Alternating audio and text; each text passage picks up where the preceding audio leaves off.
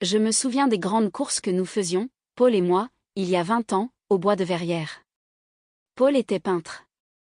Moi, j'étais alors employé dans une librairie, très pauvre, parfaitement inconnue. Je rimais des vers, à cette époque, de mauvais vers qui dorment au fond d'un tiroir le bon sommeil du néant. Dès le lundi, je rêvais le dimanche, avec la passion d'un garçon de 20 ans élevé au grand air, et que sa vie enfermée d'employés désespérait. Autrefois, dans les environs d'Aix, nous avions battu les routes, couru le pays pendant des lieues, couché à la belle étoile. À Paris, nous ne pouvions renouveler ces longues marches, car il fallait songer à l'heure inexorable du bureau, qui revenait si vite. Nous partions donc par le premier train du dimanche, pour être de grand matin hors des fortifications. C'était une affaire. Paul emportait tout un attirail de peintre. Moi, j'avais simplement un livre dans la poche. Le train côtoyait la Bièvre, cette rivière puante, qui roule les eaux rousses des tanneries voisines. On traversait la plaine désolée de Montrouge, où se dressent les carcasses des grands treuils, nues sur l'horizon. Puis, Bicêtre apparaissait au flanc d'un coteau, en face, derrière des peupliers. La tête à la portière, nous respirions largement les premières odeurs d'herbe. C'était pour nous l'oubli de tout, l'oubli de Paris, l'entrée dans le paradis rêvé pendant les 6 jours de la semaine. Nous descendions à la station de Fontenay-aux-Roses. On trouve là une magnifique allée d'arbres. Puis, nous coupions à travers champs, ayant découvert un sentier, au bord d'un ruisseau. C'était exquis. À droite, à gauche, il y avait des champs de fleurs, des champs d'héliotropes et de roses surtout. Le pays est peuplé de jardiniers qui font pousser des fleurs, comme les paysans font ailleurs pousser le blé. On marche dans un parfum pénétrant, tandis que des femmes moissonnent les roses, les giroflées, les œillets, que des voitures emportent à Paris. Vers 8 heures, cependant, nous arrivions chez la mère Sens. Je crois que la bonne femme est morte aujourd'hui. La mère Sens tenait un cabaret, entre Fontenay-aux-Roses et Robinson. Toute une légende courait sur l'établissement. Une bande de peintres réalistes, vers 1845, l'avait mis à la mode. Courbet y régna un moment, on prétendait même que la grande enseigne de la Porte, un écroulement de viande, de volaille et de légumes, était en partie dû à son pinceau. En tout cas, c'était un aimable cabaret, qui alignait ses bosquets sous des arbres superbes, des bosquets d'une fraîcheur délicieuse, où l'on buvait du petit vin aigre dans des pots de terre, et où l'on mangeait des giblottes de lapin renommées. Nous faisions là notre premier repas, au frisson un peu froid des ombrages, sur un bout de table noirci par la pluie, sans nappe. À cette heure matinale, nous étions seuls, parmi les servantes affairées, tuant les lapins et plumant les poulets pour le soir. Ah! Que les œufs frais étaient bons, dans ce réveil des beaux dimanches printaniers. Quand nous repartions, il commençait à faire chaud. Nous nous hâtions, laissant Robinson sur notre droite. Il nous fallait traverser d'immenses champs de fraises, avant d'arriver à Aulnay. Après les roses, les fraises. C'est la culture du pays, avec les violettes. On y vend les fraises à la livre, dans de vieilles balances vert grisées. Le dimanche soir, on voit des familles qui viennent avec des saladiers, et qui s'installent au bord d'un champ, pour s'y donner une indigestion de fraises.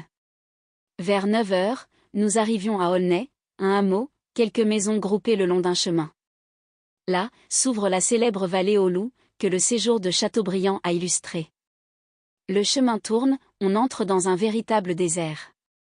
Ce chemin a dû éventrer une carrière de sable, à droite, à gauche, des pentes s'élèvent, tandis qu'on enfonce dans un sol jaune, d'une finesse de poussière. Mais bientôt la gorge s'élargit, des rochers se dressent, au milieu de futaies qui descendent en gradins. C'est à cet endroit, au fond de l'étroite vallée, que se trouve l'ancienne propriété de Chateaubriand, l'habitation à d'étranges allures romantiques. Des fenêtres à ogives, des tourelles gothiques, semblent avoir été plaquées sur une maison bourgeoise. Pourtant, la route monte encore et devient de plus en plus sauvage, des fondrières se creusent, des pins tordus poussent entre les rochers, par les jours brûlants de juillet, on pourrait se croire dans un coin perdu de la Provence. Enfin, on débouche sur le plateau, et, brusquement, un vaste horizon se déroule, pendant que, au ras du ciel bleu, on a devant soi la ligne sombre du bois de Verrières. Alors, si l'on suit le bord du plateau pour se rendre au bois, on aperçoit à ses pieds toute la vallée de la Bièvre, puis une succession sans fin de coteaux qui moutonnent, de plus en plus violâtres et éteints, jusqu'au fond de l'horizon. L'œil distingue des villages, des rangées de peupliers, des points blancs qui sont des façades claires de maisons, des champs cultivés, très divisés, étalant une veste d'arlequin bariolée de toutes les nuances du vert et du jaune. Nulle part, je n'ai eu une impression plus large de l'étendue. Dans les premiers temps, bien que le bois de Verrières ne soit pas très vaste, nous nous y perdions facilement. Je me souviens qu'un jour, nous étant avisés de couper par les taillis, pour arriver plus vite, nous nous trouvâmes noyés au milieu d'un tel flot de feuillage, que, pendant 2 heures, nous tournâmes sur nous-mêmes, sans pouvoir nous dégager. Paul voulut monter sur un chêne, comme le petit poussait, afin de reconnaître notre chemin, mais il s'écorcha les jambes et ne vit que les cimes des arbres rouler sous le vent et se perdre au loin. Je ne connais pas de bois plus charmant.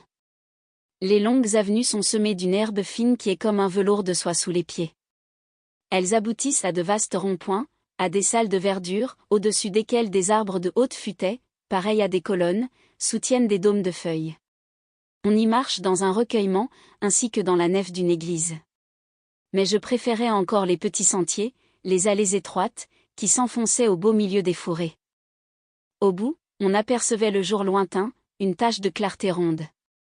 D'autres faisaient des coudes, serpentaient dans un jour verdâtre, à l'infini.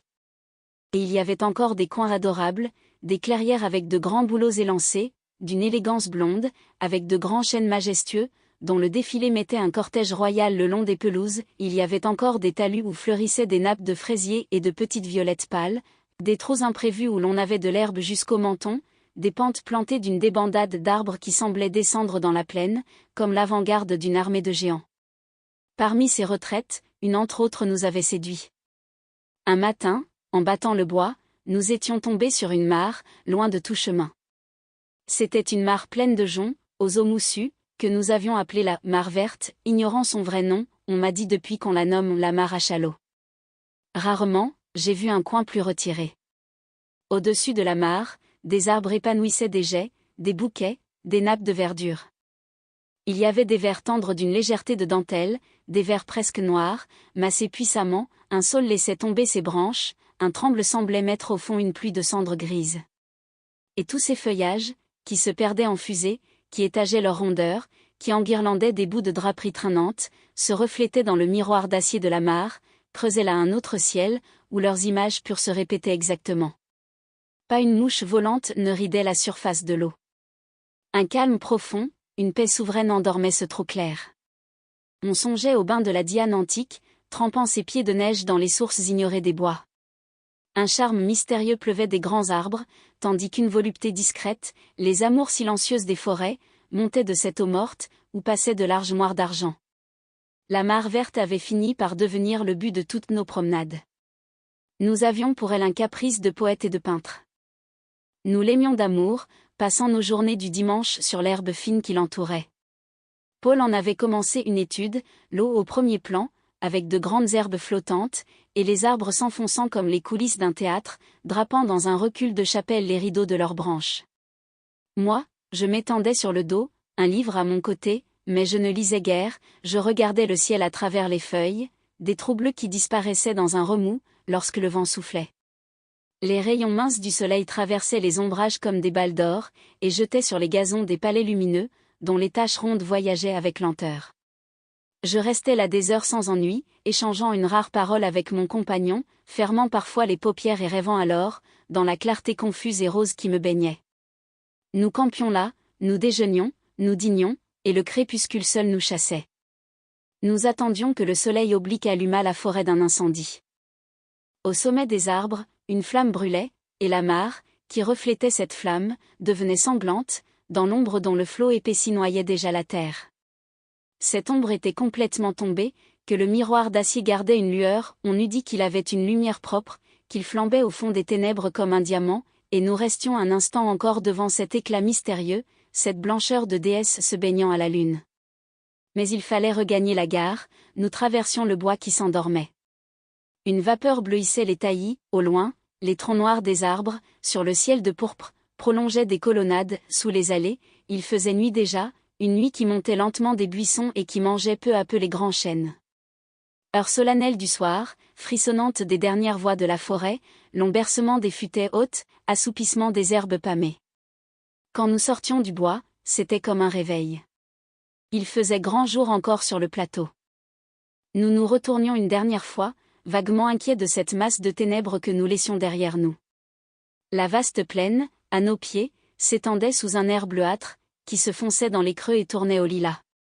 Un dernier rayon de soleil frappait un coteau lointain, pareil à un champ d'épis mûrs. Un bout argenté de la Bièvre luisait comme un galon, entre les peupliers. Cependant, nous dépassions, à droite, la vallée aux loups, nous suivions le bord du plateau, jusqu'à la route de Robinson, qui dévale le long de la côte, et, dès que nous descendions, nous entendions la musique des chevaux de bois et les grands rires des gens qui dînaient dans les arbres. Je me rappelle certains soirs. Nous traversions Robinson, par curiosité pour toute cette joie bruyante. Des lumières s'allumaient dans les châtaigniers, tandis qu'un bruit de fourchette venait d'en haut, on levait la tête, on cherchait le nid colossal où l'on trinquait si fort. L'explosion sèche des carabines coupait par moments les valses interminables des orgues de barbarie. D'autres dîneurs, dans des bosquets, au ras de la route, riaient au nez des passants. Parfois, nous nous arrêtions, nous attendions là le dernier train. Et quel retour adorable, dans la nuit claire! Dès qu'on s'éloignait de Robinson, tout ce vacarme s'éteignait. Les couples, qui regagnaient le chemin de fer, marchaient avec lenteur. Sous les arbres, on ne voyait que les robes blanches, des mousselines légères flottant ainsi que des vapeurs envolées des herbes. L'air avait une douceur embaumée. Des rires passaient comme des frissons, et, dans ce calme, les bruits portaient très loin, on entendait, sur les autres routes, en haut de la côte, des voix alanguies de femmes qui chantaient quelques chansons, un refrain dont la bêtise prenait un charme infini, bercé ainsi par l'air du soir. De grands vols de hannetons donnaient aux arbres un bourdonnement. Quand il faisait chaud, ces lourdes bêtes ronflaient jusqu'à la nuit aux oreilles des promeneurs, les filles avaient de petits cris, des jupes fuyantes passaient rapidement avec un bruit de drapeau. Pendant que, là-bas, sans doute dans le cabaret de la mère Sens, un sonneur de cor jetait une fanfare, qui arrivait, mélancolique et perdue, comme du fond d'un bois légendaire. La nuit devenait noire, les rires se mouraient, et l'on n'apercevait plus, dans les ténèbres, que le quinquet éclatant de la station de Fontenay-aux-Roses. À la gare, on s'écrasait. C'était une petite gare, avec une salle d'attente très étroite. Les jours où un orage éclatait, les promeneurs éreintés étouffaient là-dedans. Les beaux soirs, on restait dehors. Toutes les femmes emportaient des brassées de fleurs. Et les rires recommençaient, fouettés par l'impatience. Puis, dès qu'on s'était entassé dans les wagons, les voyageurs souvent, d'un bout à l'autre du train, entonnaient le même refrain imbécile, concert formidable qui dominait le bruit des roues et le ronflement de la locomotive. Les fleurs débordaient des portières, les femmes agitaient leurs bras nus, se renversaient au cou de leurs amoureux. C'était la jeunesse ivre de printemps qui rentrait dans Paris. Ah! Mes beaux dimanches de la banlieue, lorsque j'avais 20 ans. Ils sont restés un de mes plus chers souvenirs. Depuis, j'ai connu d'autres bonheurs, mais rien ne vaut d'être jeune et de se sentir lâché pour un jour dans la liberté des grands bois.